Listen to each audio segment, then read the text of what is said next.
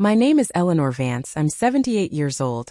And on Christmas Day, my only son left me a note saying I was a bother before taking my life savings to go on a ski trip. Before I tell you how he ended up on his knees, begging me for a crumb from my table, let me know where you're watching from in the comments. The scent of rosemary and thyme from the roasting turkey filled my small apartment. It was 2 in the afternoon on Christmas Day. The table, my grandmother's old mahogany, was set perfectly for 3. The good china, the crystal glasses that I only use for special occasions, the linen napkins folded into little fans. Everything was perfect. I had spent the morning humming carols, my heart full of a warmth that had nothing to do with the oven. My son, David, and his lovely wife, Tiffany, were due any minute. David had called the week before. "We'll be there for Christmas, Mom. Just us. A nice, quiet family dinner." The words were a balm to my lonely soul.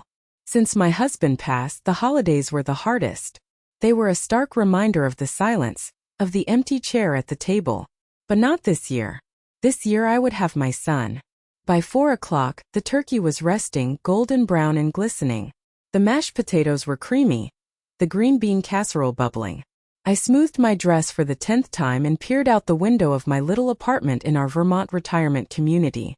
The snow was falling in gentle flakes, covering everything in a blanket of pure white. It was picturesque. But the driveway was empty. "They're just running late," I whispered to myself. Holiday traffic. At 5, the winter darkness had settled in. The streetlights cast a warm glow on the snow, but inside, a chill was starting to creep into the room. A chill that the heat from the oven couldn't touch. I tried calling David's cell. Straight to voicemail. I tried Tiffany's. The same. A knot of anxiety began to tighten in my stomach. I walked into the kitchen to pour myself a glass of water, my hand trembling slightly. And that's when I saw it. Taped to the gleaming white door of my refrigerator was a small, crisp envelope. My name was scrawled on it in Tiffany's perfect loopy handwriting. It hadn't been there this morning. They must have dropped it off late last night after I'd gone to bed. My fingers fumbled as I tore it open. The note inside was brief. "Mom, something came up. We decided to head to Aspen for some skiing. Tiffany really needed a break. We'll be back after the new year. Try not to be a bother. David, try not to be a bother." The words swam before my eyes. My legs felt weak, and I gripped the counter for support. A bother? Was that what I was? My entire life, my every sacrifice, my every prayer had been for him. For my son. And now I was a bother. Tucked into the envelope was a gift card. $25 to a generic pharmacy chain. Next to the refrigerator on the floor was a small, brightly wrapped box. I hadn't noticed it before. My hands felt numb as I opened it. Inside was a cheap electric blanket, the kind you see on sale after the holidays are over. The message was clear. "Here, old woman. Stay warm and stay out of our way." A wave of cold washed over me, so profound it made me gasp. I walked over to the thermostat. David had turned it down. Way down. It was set to 62 degrees. They had done this deliberately. They had come into my home while I slept, turned down the heat, left their cruel little note, and vanished. I opened the refrigerator, a sudden sick feeling churning in my gut. It was almost empty. The milk, the eggs, the few things I had asked David to pick up for me last week, they were gone. He hadn't just forgotten. He must have taken them. They had left their 78-year-old mother on Christmas Day, in a cold apartment with almost no food, and a note telling her not to be a nuisance. The beautiful dinner sat on the counter, a mockery of the love I had poured into it. The silence in the apartment was deafening, broken only by the frantic thumping of my own shattered heart. I sank into a kitchen chair, the cheap wrapping paper crinkling under my hand. For a moment I felt nothing but a vast, empty despair. They had taken everything. My hope. My holiday. My dignity. What I didn't know yet was that they had taken far, far more than that. But as the cold seeped into my bones, a different feeling began to surface through the grief. A slow, burning ember of anger. My gaze fell upon the old leather-bound address book by the phone. A name from the past came to mind. A name my son had warned me to stay away from. "He's just an old busybody, Mom. He'll only confuse you." My hand, shaking with a mixture of cold and fury, reached for the book. I flipped through the brittle pages, my finger tracing the faded ink until I found it. Arthur Covington. My late husband's oldest friend. His lawyer. His executor. My thumb hovered over the numbers on my phone, the last shred of my old, trusting self screaming at me not to make the call, not to cause trouble. But the woman who cooked that dinner was gone. In her place was someone I didn't recognize. Someone cold and quiet and ready. My thumb pressed down hard on the screen. The phone call connected on the second ring. Arthur's voice, though aged, was as firm and clear as I remembered it from my husband's funeral. "Eleanor? Is everything all right?" "Arthur," I managed, my own voice a reedy whisper. I need your help. "I'm on my way," he said, no hesitation, no questions asked. "Don't you worry about a thing. Just lock your doors. I'll be there in 20 minutes. 20 minutes. Felt like a lifetime. The silence of the apartment pressed in on me, a physical weight on my chest. The beautiful, uneaten Christmas dinner on the counter seemed to mock me with its wasted perfection. What was I supposed to do while I waited? Sit and stare at the walls? Let the cold and the hurt consume me? No. The woman who had blindly trusted her son was gone, replaced by someone who needed answers, who needed the cold, hard truth, no matter how much it burned. My tablet was on the end table, a gift from David a few years back, to help you stay connected, Mom. I'd never used it much, just for a few emails and to look up recipes. Now my fingers, still clumsy with shock and a growing rage, tapped on the little blue icon for Facebook. I knew Tiffany was on it constantly, documenting every moment of what she considered her fabulous life. Her profile was public, a stage where she performed for an audience of admirers and envious onlookers. She wanted people to look. She wanted them to be jealous. Today, her performance was an act of war. Her page loaded, and the first picture felt like a physical blow. It was a punch to the gut that knocked the air from my lungs and left me gasping. It was a selfie, taken from inside what was unmistakably a private jet. The seats were cream-colored leather, the wood trim polished to a high gleam. Tiffany was pouting at the camera, a glass of champagne held delicately in a perfectly manicured hand. Behind her, David was grinning, his arm draped possessively around her shoulder, a look of smug satisfaction on his face. On his wrist was a gleaming new Rolex watch, the kind my late husband used to admire in jewelers' windows with a wistful sigh, but would never dream of buying for himself. "A man's worth isn't on his wrist, Eleanor," he used to say. "It's in his word." The caption, posted just 5 hours ago, was a masterclass in casual cruelty. Finally escaping the holiday obligations for some much-needed relaxation in Aspen. Life's too short to be tied down. Hashtag Aspen life, hashtag no regrets, hashtag quality time. Obligations. The word twisted in my gut like a knife. I was an obligation. My love, my home, the dinner I had spent 2 days preparing. It was all just a chore to be escaped from. I felt a hot flush crawl up my neck, and my blood ran cold at the same time. I scrolled down, my thumb shaking so hard I could barely control it. There were more. A whole album titled Aspen Adventure. Pictures of them clinking champagne glasses. A shot of the snow-covered mountains from the plane window, captioned, "Our view for the week." Another photo showed their matching designer ski jackets, laid out on a hotel bed that was bigger than my entire living room, with a dozen shopping bags from brands like Gucci and Prada piled in the corner. My mind reeled, trying to make sense of the sheer scale of the extravagance. A private jet? A Rolex? A 5-star hotel in Aspen at Christmas? My son worked a mid-level management job at a paper company. Tiffany sold high-end real estate, but she had been complaining just last month that the market was dead. Where in God's name did they get this kind of money?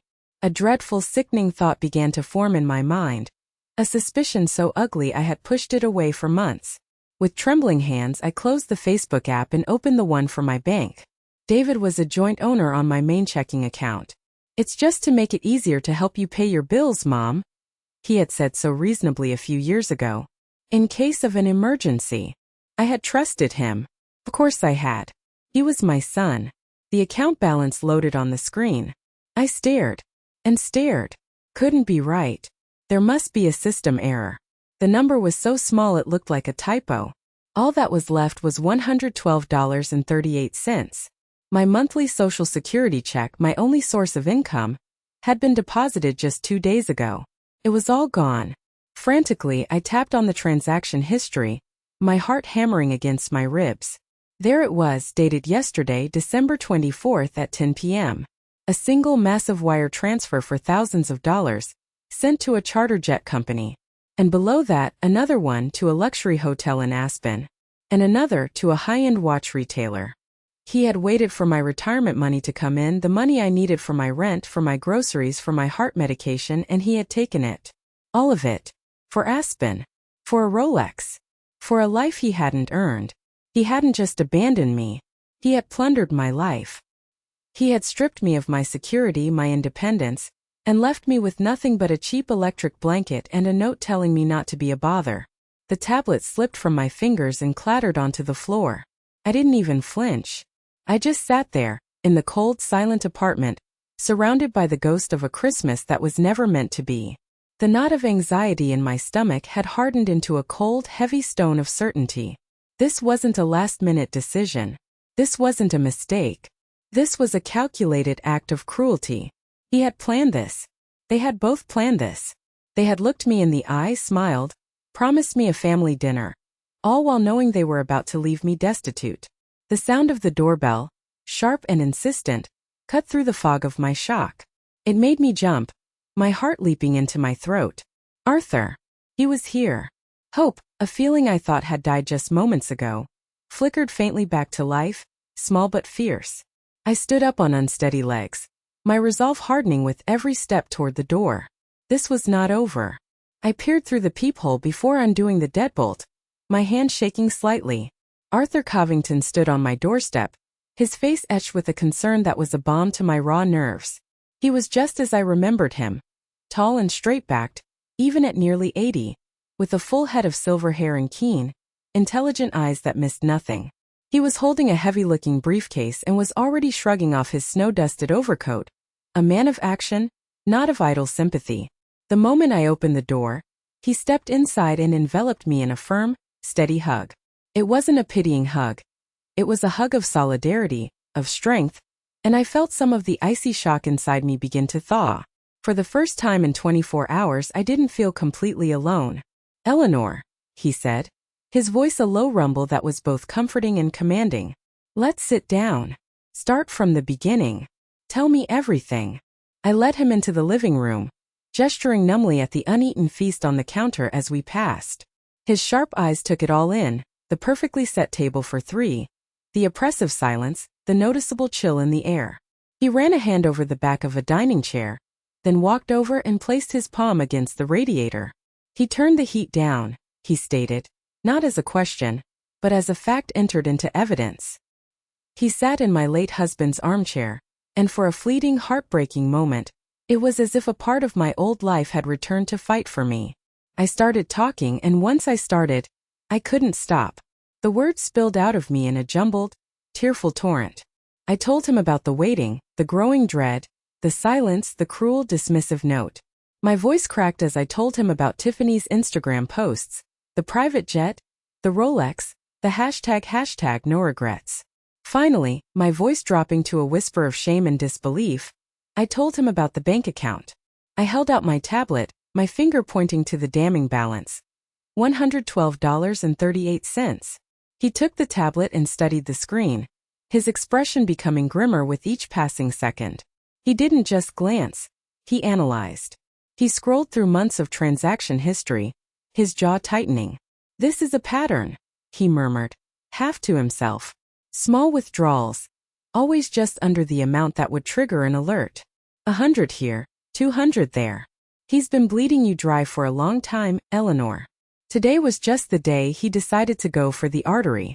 When he was done, he placed the tablet gently on the coffee table and looked me straight in the eye. I knew it, he said, his voice laced with a cold anger that mirrored my own. I knew he was up to something. The boy has a streak of larceny in him as wide as a highway. What do you mean? I asked, wiping my eyes with the back of my hand. You suspected this? Suspected? Eleanor, I've been trying to warn you for the better part of a year, he said, his frustration evident. Every time I called, David would answer. He had a different excuse every time. Mom's sleeping. Mom's not feeling well. Mom's at a doctor's appointment. It was a wall of lies and I couldn't get through. The last time I called about 2 months ago, he was downright hostile. He told me to stop bothering his mother, that you were perfectly fine and that he was taking care of everything. He said you found my calls distressing. I stared at him, my mind struggling to process this new layer of deceit. He told me you were traveling, I stammered. He said you'd sold your practice and moved to Florida to be with your grandkids. He said you sent your best but were too busy to call. Arthur let out a short, harsh laugh that sounded like breaking glass. My grandkids are in college in Boston, and I wouldn't leave Vermont if my life depended on it. No, Eleanor. He wasn't protecting you. He was isolating you. It's a classic tactic of financial abusers. They cut you off from anyone who might ask questions. Anyone who might look too closely at your finances, or notice you're suddenly wearing last year's coat while your son is sporting a new Rolex. The pieces began to click into place with sickening clarity. The friends who had stopped calling, saying they could never seem to reach me. The distant relatives who David said were too busy to visit. It hadn't been them. It had been him. He had been building a wall around me brick by brick, so that no one could see what he was doing behind it. He had turned my life into his own private bank, and he had locked the doors from the outside. But why? I whispered, the question an old, tired refrain. He's my son. I gave him everything. That's the problem, Arthur said, his voice softening with a sad understanding. Some people, when you give them everything, don't learn gratitude. They learn entitlement. David has always seen you not as his mother, but as a resource, an account to be drawn from. And now that he thinks the account is empty, he's closed it and walked away. He leaned forward, his gaze intense, and his next words sent a chill down my spine. Eleanor, this is worse than you think. What he did today, abandoning you and draining your social security, that wasn't the end of his plan. It was just the final withdrawal before closing the bank. He thinks he's gotten all there is to get. My blood ran cold. What do you mean? Arthur didn't answer right away. Instead, he reached down and placed his old, leather briefcase on the coffee table. The clasps clicked open with 2 sharp, definitive snaps that echoed in the silent room, a sound that promised action. He looked at me, and for the first time since he'd arrived, a faint steely glint appeared in his eyes, the look of a predator who has caught the scent of its prey. He thinks he's won. He thinks he's taken the last of it and left you with nothing, Arthur said, his voice low and steady. He and that grasping little wife of his think they're clever. They think they've gotten away with the perfect crime. He paused, opening the briefcase. Inside, I could see stacks of neatly organized files and folders, a fortress of paper and ink. They don't know a thing, Eleanor, he said, a grim smile touching his lips. Not a single damn thing. I stared at the contents of Arthur's briefcase, my mind a blank slate of confusion. It wasn't just a few papers. It was a meticulously organized archive. Files, ledgers, documents bound in blue legal covers with intimidating titles. It looked like the entire contents of a lawyer's office, shrunk down and packed into a leather box, waiting for its moment. Arthur, I don't understand, I said, my voice barely a whisper. What is all this? I thought everything was gone. He pulled out a thick, heavy folder, its cover a deep burgundy, and placed it on the table between us. The label on it, embossed in gold leaf, read simply, "The Eleanor Vance Irrevocable Trust." The words felt foreign, like a language I didn't speak. Your husband was a good man, Eleanor, Arthur began, his voice taking on a gentle, reminiscent tone. He was also a very shrewd man. He loved David, of course he did. But he wasn't blind. He saw the boy's tendencies, the selfishness, the way he always seemed to value things over people. He saw Tiffany for exactly what she was from the day David brought her home. A beautifully wrapped box of greed. He opened the folder. The top page was a letter, written on my husband's personal stationery, in his familiar strong handwriting. My eyes filled with tears just looking at his signature. Arthur gently pushed it towards me. My dearest Eleanor, it began. If you are reading this, it means I am gone, and the time has come for Arthur to tell you our last secret. Forgive me for keeping it, but it was a secret born of love and a desire to protect you. I couldn't read anymore. I looked up at Arthur, my vision blurred. About a year before he passed, Arthur continued softly, George came to my office. He was worried. David had just borrowed $10,000 for a down payment on a car he couldn't afford, and Tiffany was already talking about a bigger house. George saw the writing on the wall. He was afraid that if anything happened to him, they would eventually see you as an obstacle between them and what they considered their rightful inheritance. He was afraid they would take everything and leave you with nothing. He gestured to the open folder. So we spent that last year setting this up. It's a trust, Eleanor. An ironclad, irrevocable trust. It's a separate legal entity, a financial fortress. George spent that year quietly moving the bulk of his real assets into it. His entire stock portfolio. The deed to that vacation property in Florida. The ownership of this very apartment building. The profits from the sale of his business. All of it. I picked up the next document, a summary of assets. My eyes scanned the columns of numbers, but my brain refused to comprehend them. The figures were staggering. There were commas, so many commas, more than I had ever seen associated with our name. What is this amount? I whispered, pointing to the final number at the bottom of the page, a number that seemed to have too many zeros to be real.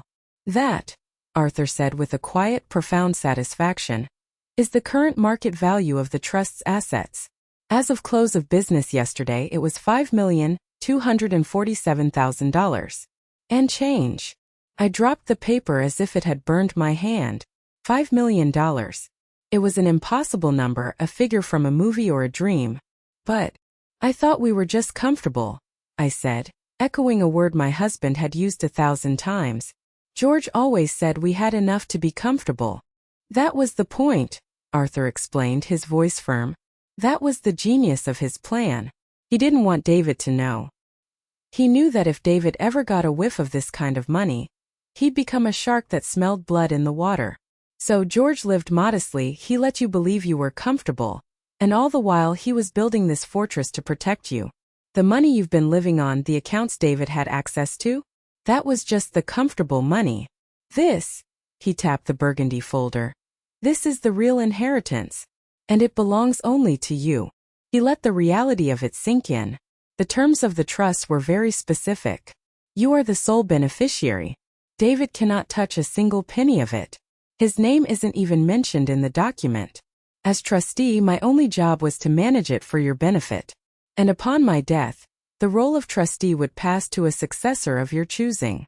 A wave of emotion so powerful it almost knocked me over washed through me. Grief for my loving, thoughtful husband, and a dawning, shocking sense of security I hadn't felt in years. He had seen this coming. He had outsmarted his own son to protect me, even from beyond the grave. But as I looked at Arthur, I saw something in his face that tempered my relief. There was a weariness in his eyes, a slight pallor to his skin that I hadn't noticed before. He seemed smaller in the armchair than he had an hour ago. Arthur, I said, my voice soft, you don't look well. He gave me a sad, tired smile and leaned his head back against the chair. The engine is running, but the chassis is about rusted through, he said with a touch of his old gallows humor. The doctors tell me it's pancreatic cancer. Stage 4. They've given me a few months, maybe less. The news hit me almost as hard as David's betrayal. Arthur, my husband's rock, my last link to the life we had built together. The guardian of my future was dying. Oh, Arthur. I breathed, tears welling in my eyes again, but for a different reason now. I'm so sorry. He waved a dismissive hand. Don't be. I've had a good long run. Fought some good fights. This, he said, patting the folder, is the last one. And it's the most important. He leaned forward again, his eyes regaining their steely focus, a sudden surge of energy animating him. It does mean we have to act quickly. We don't have the luxury of time, Eleanor. He looked from the trust documents to my face, his expression hardening. They left you in a cold apartment with no food. They stole your retirement money. They are plotting to take more, I have no doubt. We cannot let them get away with this. Not just for your sake, but for George's. He didn't build this fortress just so you could hide behind it. He built it so you would have the power to fight back when the time came. Well, the time has come. A plan. The word hung in the air, electric with possibility. All day I had felt like a victim. Helpless. Discarded. A bother. But sitting here, with the proof of my husband's love in front of me and the fierce loyalty of his best friend beside me, I felt a spark ignite inside me.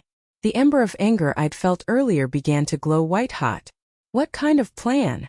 I asked, my voice no longer a whisper, but low and steady as a heartbeat. Arthur's tired face broke into a grim, determined smile. A plan to give them exactly what they deserve, he said. A plan to teach them a lesson in consequences. It's time to remind your son what it truly means to be a bother. The next morning, my apartment was no longer a place of silent grief. It had transformed into a command center, a staging ground for the quiet war to come. Arthur, despite his obvious fatigue, was a whirlwind of focused energy, directing our first moves with the precision of a seasoned general. First, we control the narrative, he declared, pacing my small living room with a mug of black coffee in his hand. Right now, in their minds, you've just disappeared. They assume you're sitting here lonely, helpless, and completely unaware of their grand theft. We need to reinforce that image but amplify it. We need to create a story of a poor, abandoned mother who is declining rapidly, both physically and mentally. Their cruelty needs a consequence, and that consequence begins with their own guilt and panic. It felt deceptive, a part of me still recoiling at the idea of such subterfuge. But then I remembered the note, the empty refrigerator, the casual cruelty of Tiffany's Instagram post. My hesitation vanished, burned away by a righteous anger. What do I need to do? I asked, my voice firm. Arthur's first call was to a woman named Sarah Jenkins, a retired registered nurse who was the widow of one of his former law partners. He didn't mince words. He explained the situation in clipped, direct terms: the abandonment, the theft, the Aspen trip. There was a pause on the line, and then I could hear Sarah's indignant squawk through the phone, a sound like an angry parrot. "That miserable little worm," she shrieked. "You tell Eleanor I'll be there in an hour." She was on board. An hour later, Sarah arrived, a force of nature in a sensible cardigan. She was a no-nonsense woman in her late 60s with a kind face that couldn't quite hide her sharp, intelligent eyes. She came bearing what she called her bag of tricks. From a worn leather satchel, she produced an oxygen cannula still in its sterile packaging, a blood pressure cuff, and several official-looking but empty prescription bottles with complicated, intimidating names on the labels: medications for heart failure, dementia, severe pain. "Medical theater," she said with a wry smile, laying her props out on my kitchen table. "Every good performance needs the right props. Now let's get you into character, Eleanor." They helped me into my dowdiest nightgown and robe, the ones I saved for sick days. I took off my makeup and didn't brush my hair, letting it look flat and neglected. Sarah showed me how to arrange the oxygen tube in my nostrils to look authentic, slightly askew as if I were too weak to adjust it properly. We messed up the covers on my bed to make it look like I'd been confined to it for days, tossing a few magazines on the floor for good measure. Sarah placed the prescription bottles prominently on my bedside table, along with a glass of water with only a few sips taken, and a half-eaten piece of dry toast on a napkin. "Details matter," she said, stepping back to admire her work. "It has to look real." "Now for the lighting," Arthur directed from the doorway, drawing the heavy curtains until the room was cast in a dim, dreary afternoon light. It looked like a sick room. Felt like one. I lay back against the pillows, trying to look as frail and confused as I could muster. It wasn't hard. The memory of yesterday was still a raw, open wound, and channeling that pain into my expression felt sickeningly natural.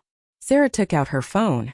"The community Facebook group is the fastest way to spread news around here," she said, her thumbs flying across the screen. "It's better than the town crier. A little concerned post from a visiting friend should do the trick." She snapped a few pictures of me in the dim light.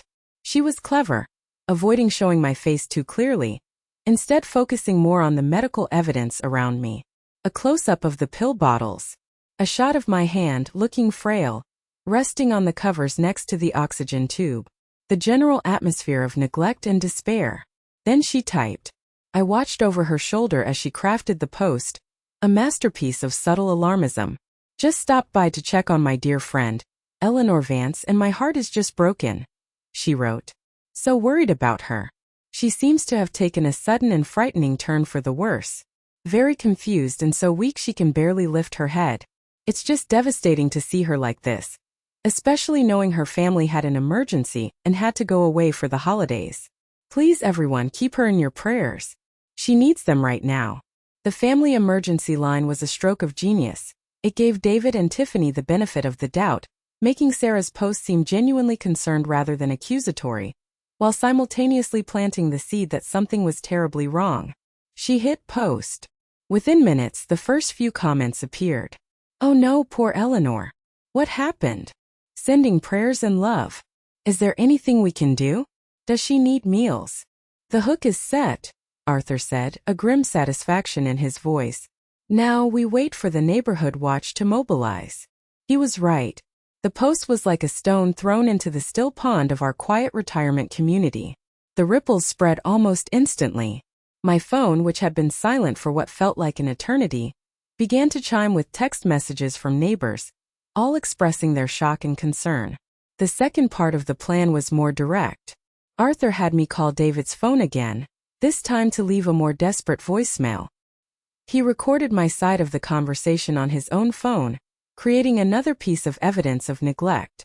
I took a deep breath, channeled all the pain and fear from the day before, and made the call.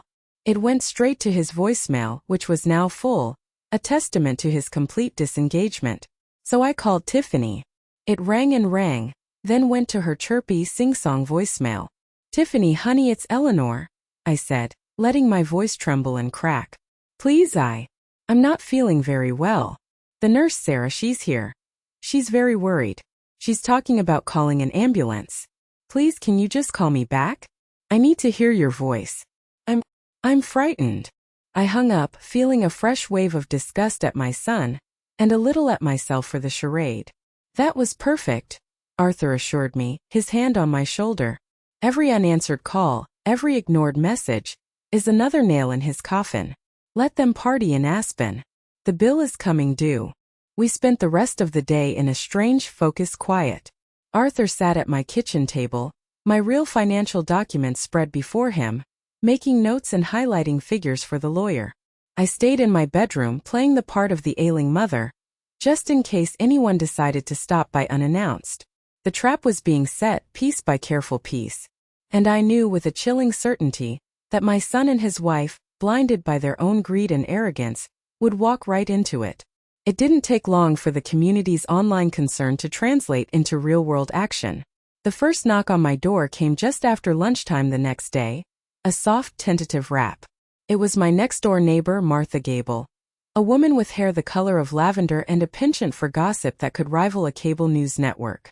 She was holding a Tupperware container filled with what smelled like her famous chicken noodle soup. Sarah, the nurse, answered the door, playing her part beautifully. She opened it just a crack, as if to keep a draft from the sick room. "Oh, hello, Martha," she said in a hushed, conspiratorial tone that was perfectly pitched to invite curiosity.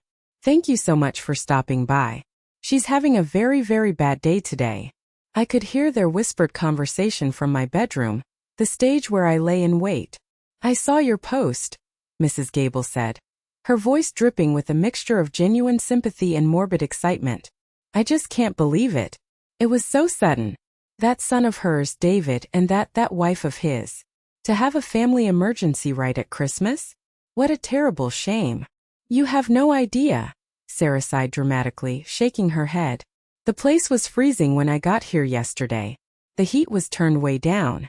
And there was barely any food in the house. I had to run to the store just to get her some broth and crackers. It's just heartbreaking." They were laying the foundation story by story, each detail adding another layer of perceived neglect. Mrs. Gable didn't stay long. Sarah told her I was too weak for visitors, but I knew that by dinner time her version of events, likely embellished with her own dramatic flair, would have made its way around the entire complex. She was just the first. Throughout the afternoon, a small parade of well-meaning neighbors came by. Each brought a small token, a bowl of soup, a plate of cookies, a new magazine, and each left with a piece of our carefully crafted narrative. But they also brought something we hadn't expected, something far more valuable than casseroles. Their own stories. Their own evidence. Mr. Henderson from down the hall, a retired postal worker with an eye for detail, brought a Jell-O mold. As Sarah was thanking him at the door, he lowered his voice. "You know," he said, leaning in, "I saw that son of hers here last week, Thursday afternoon." He was carrying a box out to his car. A heavy-looking cardboard box. I'm almost certain it was Eleanor's late husband's stamp collection. George was so proud of that collection he showed it to me once. Worth a pretty penny, I'd wager. I hope she knew he was taking it. I hadn't known. My husband's lifelong passion, his quiet joy, carted away like trash. Another theft, this one not of money but of memory. Arthur, who had been listening from the living room, made a sharp, precise note on his legal pad, underlining the word inheritance twice. Later, a woman named Carol, who had been my bridge partner for years, stopped by with a thermos of tea. Her story was even more damning. An account of public humiliation I had tried to forget. "I was in the parking lot about a month ago," she confided in Sarah, her voice trembling with remembered anger. Eleanor had just had a little fender bender. Barely a scratch on the bumper, but she was shaken up. "I saw that Tiffany come storming out of the building. She didn't ask if Eleanor was okay. She started yelling. Right there in the open. Called her a stupid old woman and a menace. Said she shouldn't be allowed to drive anymore, and that she was an embarrassment." I was so shocked I just froze. Eleanor looked so small. The cruelty of it, the memory of the hot shame I'd felt that day, made my stomach clench. I had been so mortified I just scurried back to my apartment and cried, telling David I had decided to stop driving on my own. I had never told a soul what Tiffany had said, but someone had seen. Someone had witnessed it. Arthur made another note, this one under the heading emotional abuse. The stories kept coming. A torrent of past wrongs now brought into the light. A neighbor who overheard David complaining on the phone about how much my medications cost, saying it was eating into his future. Another who saw Tiffany throwing out a box of my old photo albums by the dumpster, claiming they were clutter and full of dead people. Each story was a small cut, a minor indignity on its own, but together they painted a devastating, undeniable portrait of long-term neglect, disrespect, and a creeping, opportunistic cruelty. Arthur meticulously documented every detail. The name of the witness, the date of the incident, the specific words that were said, and whether they would be willing to sign an affidavit. My little apartment, which had once been a lonely prison, was now a repository of truth, a war room where the case against my son was being built, one heartbreaking story at a time. "This is better than any legal discovery process," Arthur murmured that evening, looking over his pages of notes. "These are real people, real witnesses. A lawyer for the other side would have a nightmare trying to discredit a half-dozen of their own mother's friends. This isn't just about a will anymore. This is about character. Or the lack of it." By the end of the day, we had a half-dozen signed statements from my neighbors, all of them eager to help the poor, sweet woman who had been so wronged by her own flesh and blood. They saw me as a victim to be pitied, a project to be saved. They didn't know they were arming a general for the battle of her life. That evening, as Sarah was getting ready to leave after another flawless performance, my phone rang. The screen lit up with a picture of Tiffany, smiling brightly from her wedding day. My heart hammered against my ribs. It was happening. "It's her," I mouthed to Arthur. He nodded, his face impassive as he pressed the record button on his own phone before giving me a reassuring look. "Stick to the script, Eleanor. You're weak, you're confused, but you're still you. Let's see what the vulture wants now." I took a shaky breath and answered the call. Her voice was like honey laced with poison, and what she said next made me realize that their greed and cruelty had depths I had not even begun to imagine. "Mommy Eleanor?" Tiffany's voice was sickeningly sweet, a tone so drenched in false concern it made my teeth ache. It was a voice I hadn't heard from her since she was trying to convince me to co-sign the loan for their luxury SUV, a loan I later discovered they had defaulted on, damaging my credit. "How are you feeling, sweetie? We saw some posts online from your neighbors. We've been so worried." The hypocrisy was breathtaking. A performance so audacious it was almost impressive. I clutched the phone, reminding myself to play my part. "Tiffany," I said, my voice a frail, reedy whisper that I didn't have to fake entirely. "Oh, Tiffany. I'm not well. Everything hurts." "Oh, you poor thing," she cooed, the sympathy practically dripping from the phone. David and I feel just awful. We had no idea you were this sick. We've been trying to get a flight home, but there's been a terrible blizzard up here in Aspen. We've been practically snowed in, just trapped. Otherwise, we would have rushed right to your side. A blizzard of lies. I glanced out my window at the clear, starry Vermont sky. The Weather Channel on the TV in the corner was showing a national map. It was sunny and clear in Colorado. In the background of the call, I could hear the faint, distinct sound of clinking glasses and laughter, the distant beat of music from a lively bar or restaurant. They weren't trapped in a blizzard. They were having cocktails. We're thinking of you constantly, she continued, laying the sympathy on so thick it was suffocating. David is just beside himself with guilt. He feels terrible that our little family emergency is keeping him away from you at a time like this. I waited, my heart pounding a slow, heavy rhythm of contempt. This wasn't a call of concern. This was a reconnaissance mission.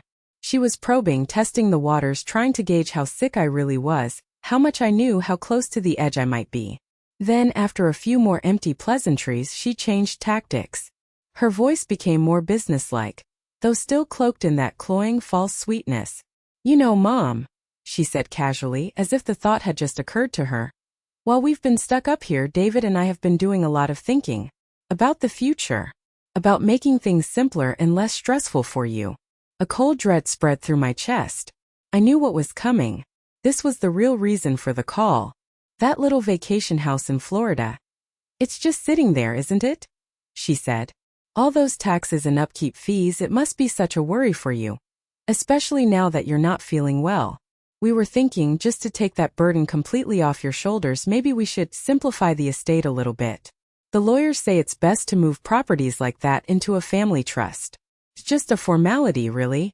A piece of paper to protect you from probate taxes. Protect me. The words were a bitter, corrosive joke. They wanted my last significant asset that they knew about. The house my husband and I had bought with cash after years of saving. The place where we had dreamed of retiring together, of watching sunsets over the Gulf. They thought I was sick, confused, and dying. And like vultures circling a wounded animal, they were moving in to pick the bones clean before I was even gone. I don't know, Tiffany, I stammered, making my voice sound even more vague and befuddled.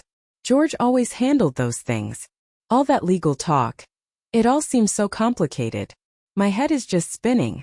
Oh, it's not complicated at all, sweetie, she chirped, her voice brightening as she sensed weakness. It's just a few simple papers. In fact, to make it super easy for you so you don't have to go anywhere, I've found a wonderful mobile notary service. They can come right to your apartment.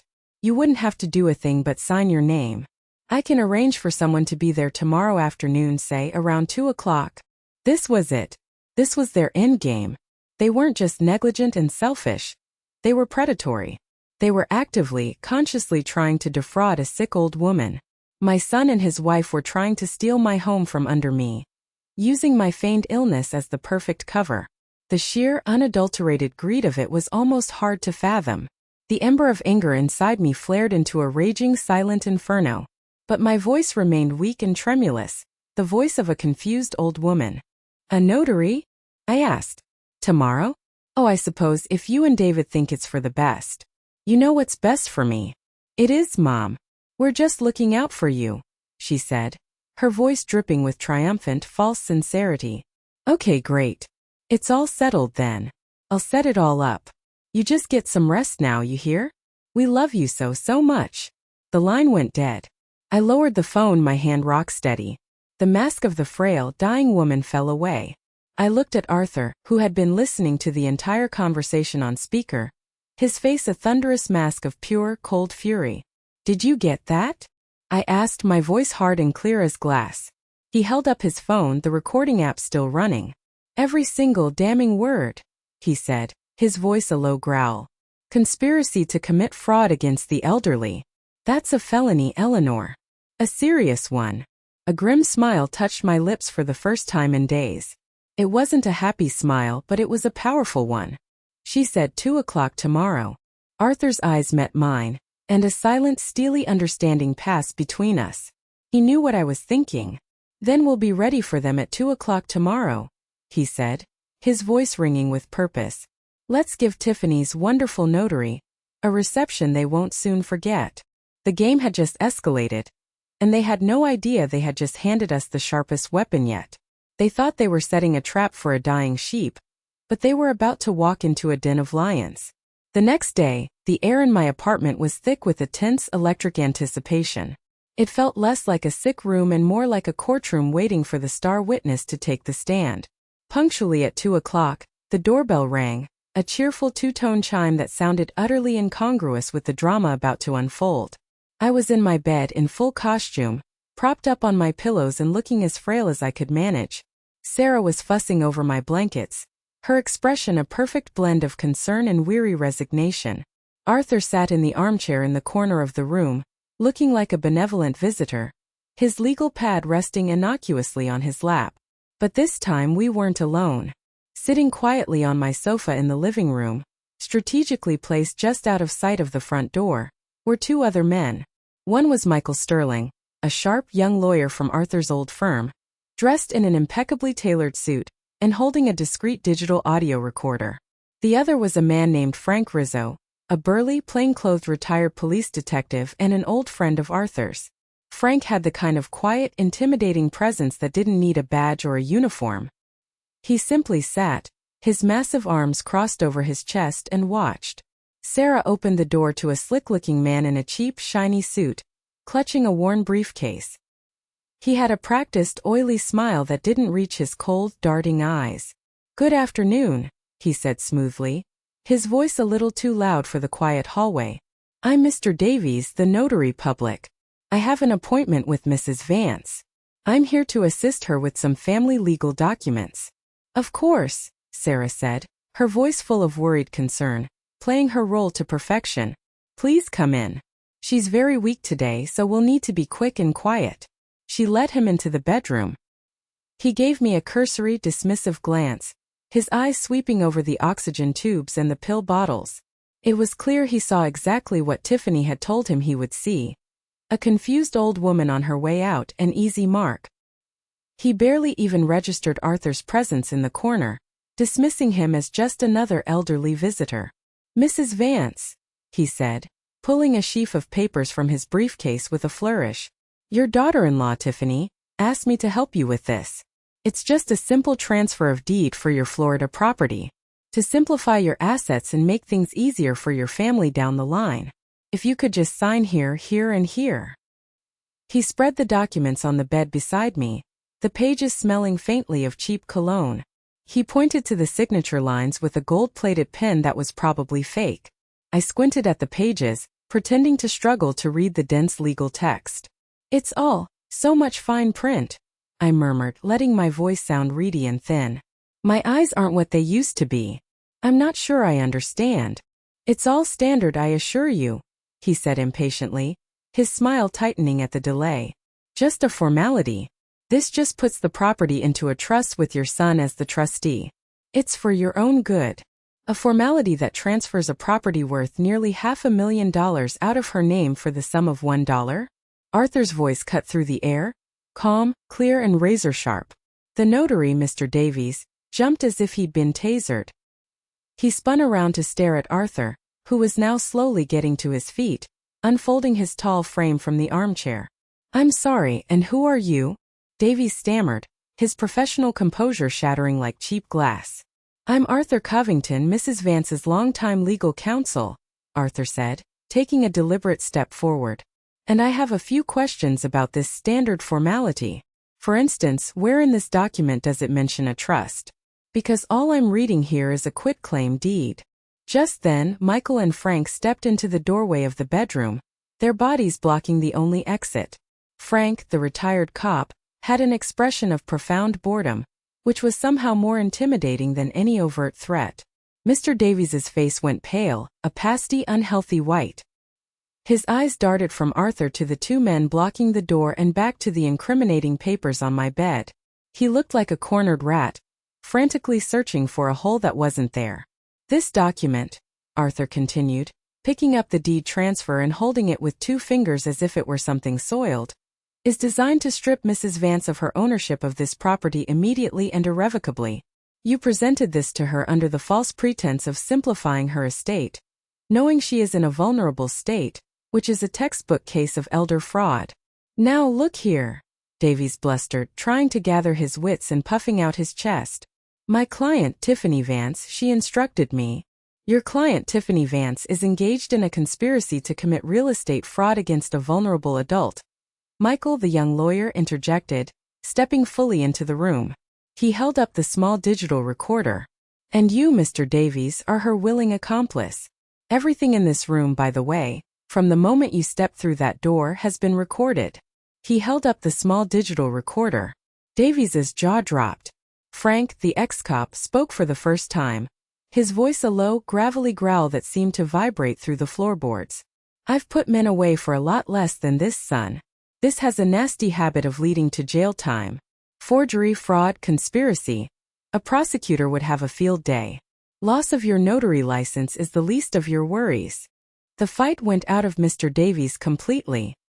He slumped, his shoulders sagging in his cheap suit. She paid me, he mumbled, staring at the floor, avoiding everyone's eyes. She paid me $5,000 in cash. She said the old lady was senile and wouldn't know the difference.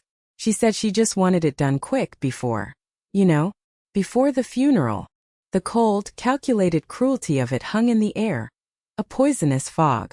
Before the funeral. They were already planning for my death and dividing up my assets. I think you've said enough, Mr. Davies, Arthur said calmly. Now you have a choice. You can leave here and we will hand this recording and these documents over to the district attorney's office. A warrant for your arrest will likely be issued by the end of the day. Or you can sit down at that kitchen table and sign a sworn affidavit, right now detailing Tiffany's instructions, the payment you received, and your full role in this scheme. Your choice. It wasn't much of a choice. 10 minutes later, a trembling, sweating Mr. Davies had signed a full, detailed confession, witnessed by all of us. As Frank escorted the disgraced notary out of my apartment like a prisoner being led to the gallows, Arthur turned to me, a look of grim triumph on his face. We had them. We had irrefutable proof of a criminal conspiracy. It was cold, hard, and undeniable. But as I looked at Arthur, I saw him sway slightly, gripping the bedpost for support. The victory had taken a visible toll on his dwindling strength. The ticking clock of his own mortality had just gotten louder. The victory over the notary was a crucial turning point. But it came at a cost. Arthur's strength, which had seemed so boundless when fueled by righteous anger, was clearly fading. The adrenaline of the confrontation had worn off, leaving him looking frail and exhausted. The next morning, he called me from his home, and I could hear the effort in his voice. It was thinner, more strained. Eleanor, he said, and I could hear him take a breath. I think it's time we finalize everything. Today. No more delays. There was an urgency in his tone that frightened me. It wasn't the urgency of a lawyer wanting to close a case. It was the urgency of a man who knows he is running out of time. I agreed without hesitation. He arranged for Michael, the young lawyer who had become his trusted lieutenant in this battle, to pick me up and bring me to his home office. Walking into Arthur's house was like stepping into a warm, cherished memory. It was filled with books, the scent of old paper and leather, and rich mahogany furniture polished to a soft gleam. On the walls were photos of him and my late husband, George, on fishing trips, their arms thrown around each other, grinning at the camera with the easy camaraderie of a lifelong friendship. A whole lifetime of loyalty and shared history was documented on those walls.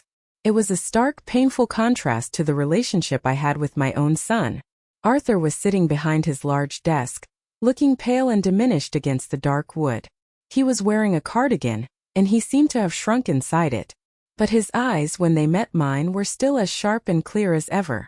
Spread before him were the final documents, the weapons that would seal my son's fate. There are two main things we need to accomplish today, he said, his voice quiet but firm, conserving his energy.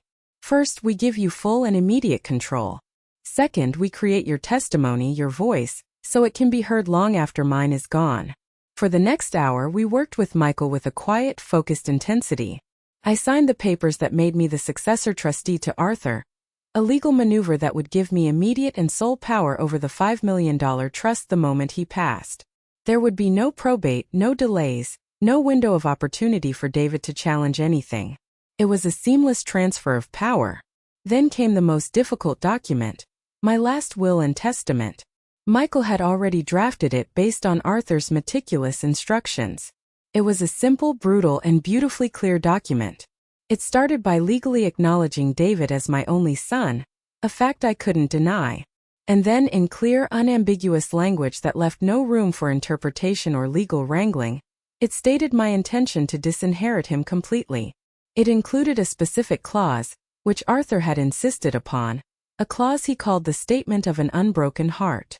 It read, "I make this decision not out of a lack of love, but due to a profound abundance of disappointment. My son, David Vance, and his wife, Tiffany Vance, are hereby disinherited due to their calculated abandonment, their sustained emotional abuse, and their criminal financial exploitation during my time of greatest need. They have demonstrated a complete disregard for my well-being, and as such, have forfeited any right to my inheritance." My hand shook as I signed my name above the line. It felt like the final heartbreaking severance of a bond one had cherished my entire life. But it was a necessary amputation. The limb was diseased, and it was poisoning the rest of me. I was choosing to save myself. The will stipulated that my entire estate, including all assets from the trust, would be used to create a charitable foundation upon my death. The George and Arthur Foundation for Elder Justice, Arthur had named it, a lump forming in my throat as I read the words. The foundation's sole purpose would be to provide legal aid and support for elderly individuals facing abuse and neglect from their own families. My pain would be used to help others. My story would have a purpose beyond my own vindication. When the last signature was witnessed and notarized by Michael, a heavy silence settled over the room. The legal work was done. The fortress was now fully mine. Arthur gestured to a small video camera set up on a tripod in the corner of the room. "Now for the most important part," he said. "Your testimony. They will claim you were incompetent. They will say I manipulated a confused old woman. We need you to speak for yourself. We need them and potentially a judge and jury to see you, Eleanor. Clear, lucid, and in full command of your faculties." I sat in the comfortable armchair opposite the camera, the one George used to sit in when he visited. Arthur turned it on, a small red light blinking to life, a silent, unblinking witness. He gave me a small, encouraging nod, then stepped out of the frame. I looked into the lens, imagining I was speaking to a room full of people who needed to hear the truth. I didn't cry. I didn't raise my voice. I simply told my story. I spoke of my love for my son, and the hopeful preparations for the Christmas dinner that was never eaten. I read the note he left me, the words still stinging like venom. I calmly described the empty bank account, the cold apartment, and the calculated cruelty of it all. I detailed the long pattern of small indignities that I now understood were a sustained campaign of abuse. I held up the notarized confession from Mr. Davies, a damning piece of evidence in a sad, sordid tale. I spoke for 20 minutes, calmly and methodically laying out my case. I ended by looking directly into the camera, as if I were looking through time and space into my son's eyes. "You did this, David," I said, my voice unwavering and strong. "This was not a mistake. This was a series of choices you made over and over again. You chose a new watch over your mother's security. You chose a ski trip over her well-being. You chose greed over love. You made your choice. And now I am making mine." When it was over, I felt drained but strangely peaceful, as if a great weight had been lifted. Arthur gave my shoulder a gentle squeeze. "George would be so proud of you, Eleanor," he whispered, his voice thick with emotion. That was the last time I saw him. Michael drove me home, and I spent the evening in quiet reflection. The next morning Michael called. Arthur had passed away peacefully in his sleep. His final act on this earth had been to secure justice for the wife of his best friend. The weight of that loyalty, of that final gift, settled upon me. I was no longer just fighting for myself. I was fighting for them both. And now I had to see it through to the end. I was ready. All that was left was to wait for the vultures to come home to roost. A week after the new year they came back. I knew they were coming because Tiffany, with her characteristic lack of self-awareness, couldn't resist posting a final "goodbye, Aspen. Back to reality" photo on her Instagram. The timing gave me a full day to prepare myself, not my apartment, for their return. The medical theater was over. The illusion of frailty was no longer necessary. Instead, I spent the day reclaiming my space and myself. I aired out the apartment, letting the crisp January sunlight flood the rooms and chase away the lingering scent of sickness and deceit. I ordered groceries, a feast of all my favorite things. I bought a bouquet of bright, cheerful daisies and placed them in the center of the dining table. I took a long hot bath. Then I got ready for battle. I had my hair done at the salon in the community center. I put on a simple but elegant navy blue wool dress that my husband had always said brought out the color of my eyes. I wore his favorite pearls. I even put on a touch of lipstick. When I looked in the mirror, I didn't see a victim. I didn't see a frail, elderly woman. I saw Eleanor Vance, a widow, a mother, and a woman who had been through a fire and had come out the other side. Not unscathed, but forged into something new, something stronger. My new lawyer, Michael Sterling, arrived at 11 o'clock, looking sharp and serious in a dark charcoal suit that bespoke competence and a high billing rate. He carried a briefcase that was identical to Arthur's, and the sight of it gave me a surge of confidence and a pang of sorrow. He was the next generation carrying on Arthur's fight. He didn't speak much, his demeanor all business. He set up the small video camera discreetly on a bookshelf, aimed at the living room sofa, its little lens a silent, impartial eye.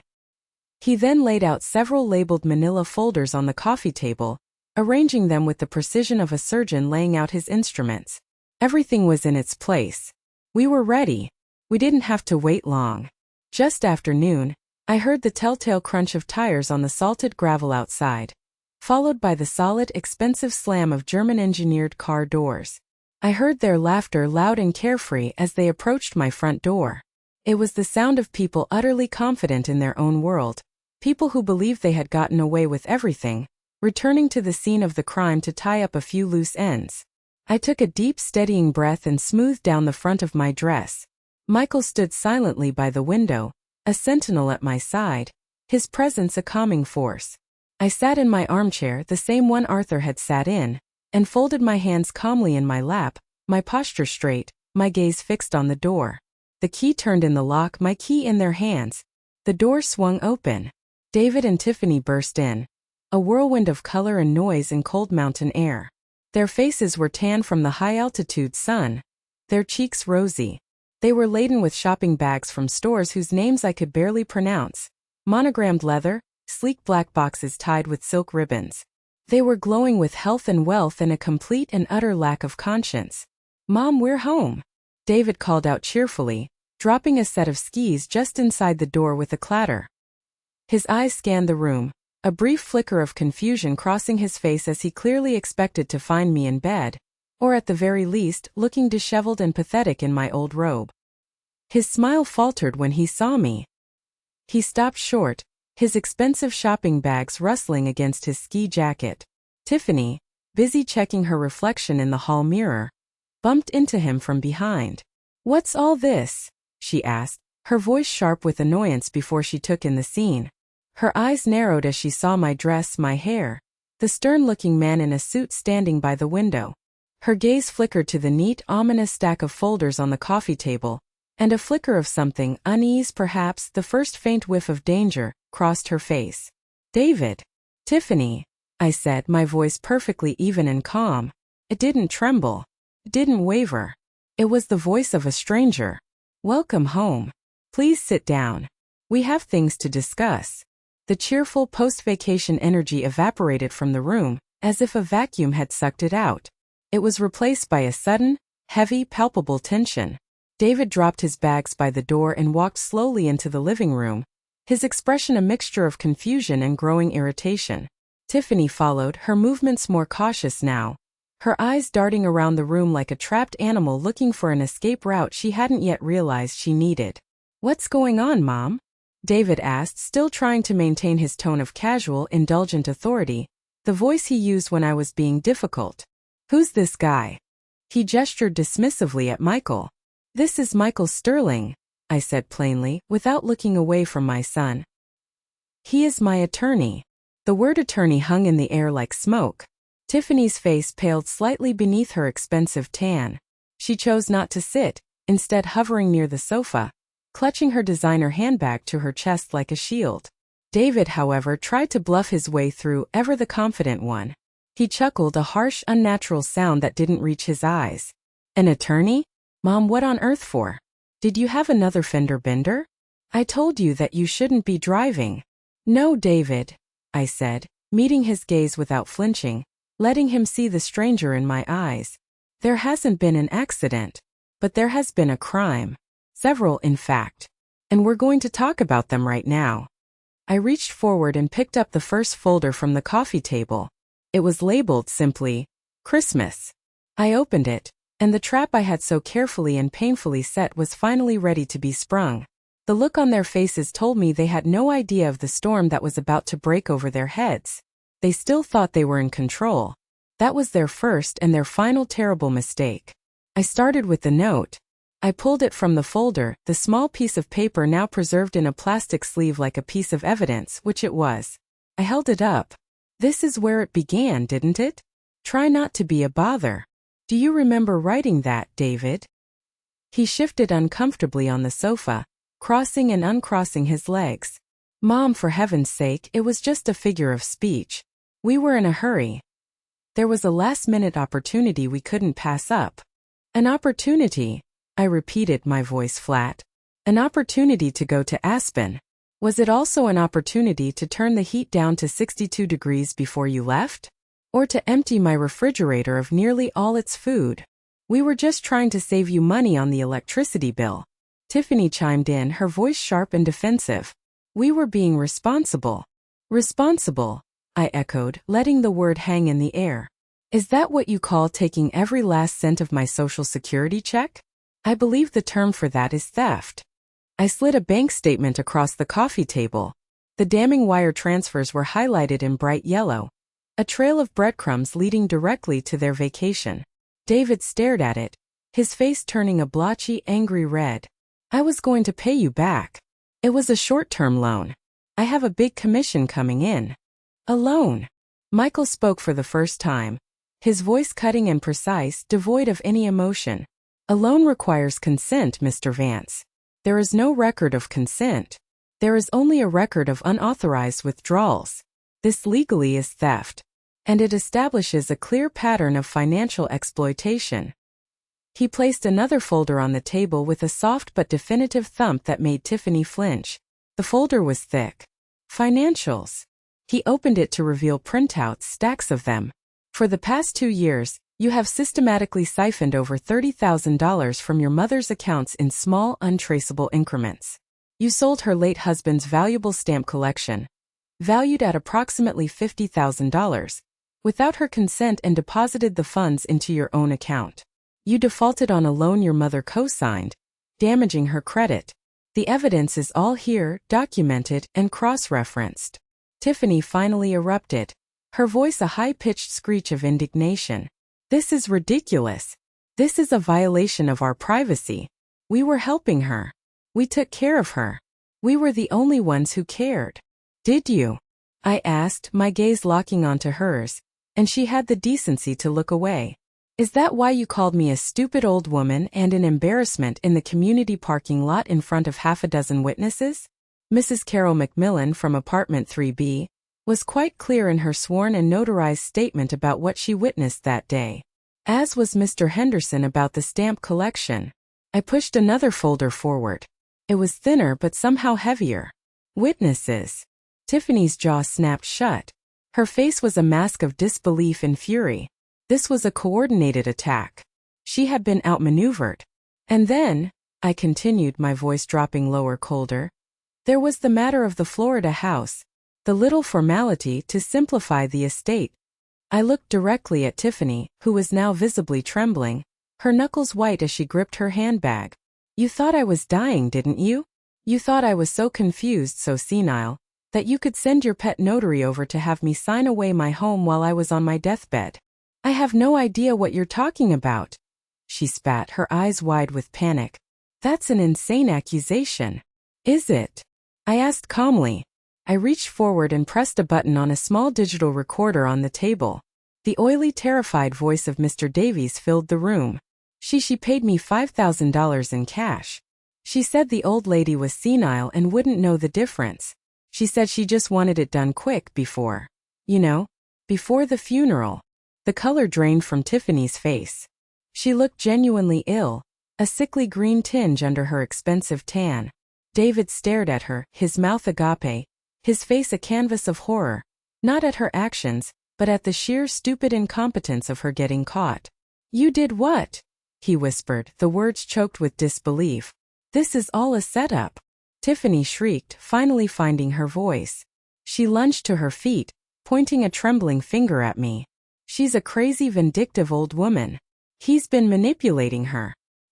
He's probably after her money." She gestured wildly at Michael, her composure completely gone. "On the contrary," Michael said smoothly, not even bothering to stand, "your mother has been remarkably lucid throughout this entire process. In fact, she felt it was important to prepare a statement, to ensure her wishes were perfectly clear." He picked up a remote and turned on the television. And there I was on the screen. My own face, clear and composed, from the day I recorded my testimony in Arthur's office. My recorded voice filled the room, calm and methodical, detailing every lie, every theft, every act of cruelty and neglect. They were forced to sit there and listen to the truth in my own words. It was a 20-minute chronicle of their betrayal. There was no defense. There was no escape. When the video ended, showing me signing my new will, a heavy, suffocating silence descended on the room. Finally, David cleared his throat, a pathetic, wheezing sound. He had visibly aged in the last hour. "Fine," he said, his voice thick with a resentful defeat. "Fine. You win. You can have the money back. We'll pay it back. But the inheritance, the house, my father's assets, that's still mine. I'm your only son. That's the law. You can't write me out completely." A smug, desperate little smile touched his lips. He thought he still had a trump card, a legal right that superseded my will. Michael allowed a small, cold smile of his own. It was a smile of utter pity. "Actually, Mr. Vance, that's where you're mistaken. Your mother can and has written you out completely. But that's almost a moot point." He picked up the final, thickest folder, the burgundy one from Arthur's briefcase. "This document details the existence of the Eleanor Vance Irrevocable Trust, established by your father and funded with the majority of his assets before his death. Its current value is just over $5 million. The number hit the room like a physical explosion. David and Tiffany both flinched, their eyes wide with sheer avaricious shock. The air was sucked out of the room. $5 million. David stammered, the words barely audible. "All of which is now controlled solely by your mother," Michael continued relentlessly. "And as it turns out, this apartment building, the one you assumed you'd inherit? It's owned by the trust. The luxury car you're driving? Leased by the trust. The condo you live in, the one you've been so proud of? The mortgage was paid in full by the trust. All of these assets belong to the trust, which means they belong to your mother." Michael paused, letting the full, crushing weight of the situation sink in. He looked from David's ashen face to Tiffany's stunned silence. "As of this moment," he said, his voice dropping to an almost gentle clinical tone, "you are officially trespassing in a property that does not belong to you. You have 24 hours to vacate the condo. The car will be repossessed tomorrow morning. Your credit cards, which were secured by your mother's accounts, have already been canceled. You have nothing. Your mother, on the other hand, has everything." The unraveling was complete. The smugness, the arrogance, the entitlement, it all collapsed in on itself, leaving behind only the ugly, grasping reality of who they were. And they had lost. Utterly, completely, and irrevocably. The silence that followed Michael's final pronouncement was profound and absolute. It was the silence of total devastation, the quiet aftermath of a bomb being detonated in the center of their carefully constructed lives. Tiffany sank onto the sofa as if her bones had dissolved, her face a blank mask of shock, her eyes staring at a future that had just evaporated into thin air. The fight, the screeching, the indignant fury, it was all gone, replaced by a stunned, hollow emptiness. David, however, did something I never expected, something that was almost more shocking than his betrayal. He crumpled. His entire body seemed to fold in on itself. His face, which had been a mask of defiance and anger, simply broke. He stumbled forward, his expensive ski trip boots clumsy on my living room rug, and he fell to his knees in front of me. He buried his face in his hands and began to sob, not with quiet tears, but with deep ragged, heaving gulps of air. "Mom!" he cried, his voice muffled by his hands. "Mom, I'm sorry. I am so sorry. I messed up. I know I messed up. I made a terrible mistake. Terrible mistake." She pushed me into it. He gestured weakly at Tiffany, a final pathetic attempt to shift the blame. "Please, Mom. Don't do this. We can fix this. I'm your son. I love you.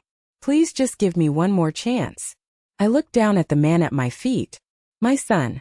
The baby I had held in my arms, the boy whose scraped knees I had bandaged, the man whose college graduation I had wept at with pride.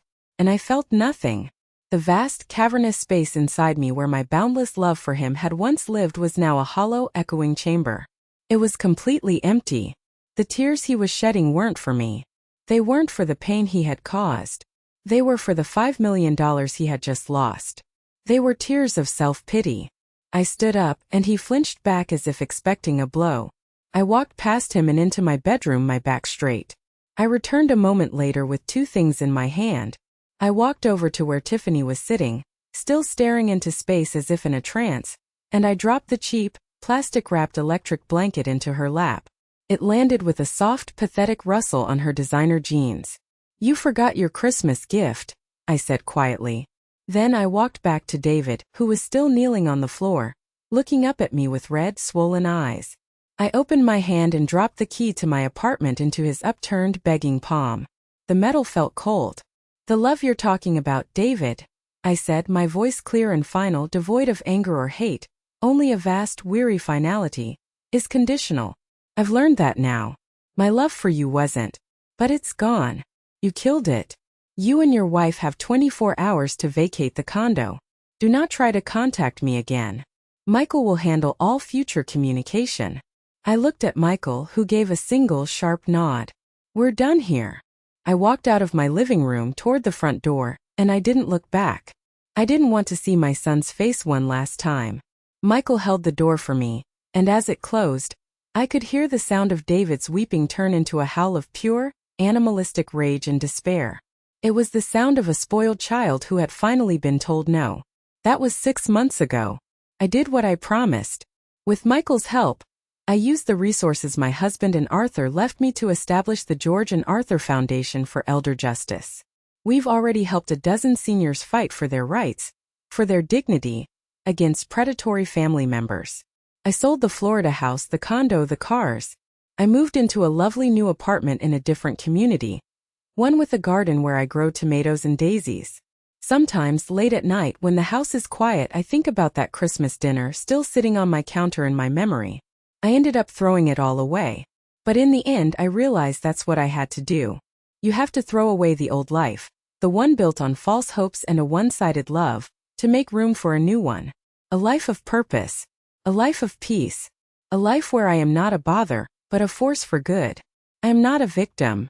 I am the woman who fought back and who won. Thank you for listening to my story. It wasn't easy to share, but I believe in the power of speaking our truth, no matter how painful it is. My question for you is this. Have you ever had to find the strength to stand up to someone who was supposed to love you the most?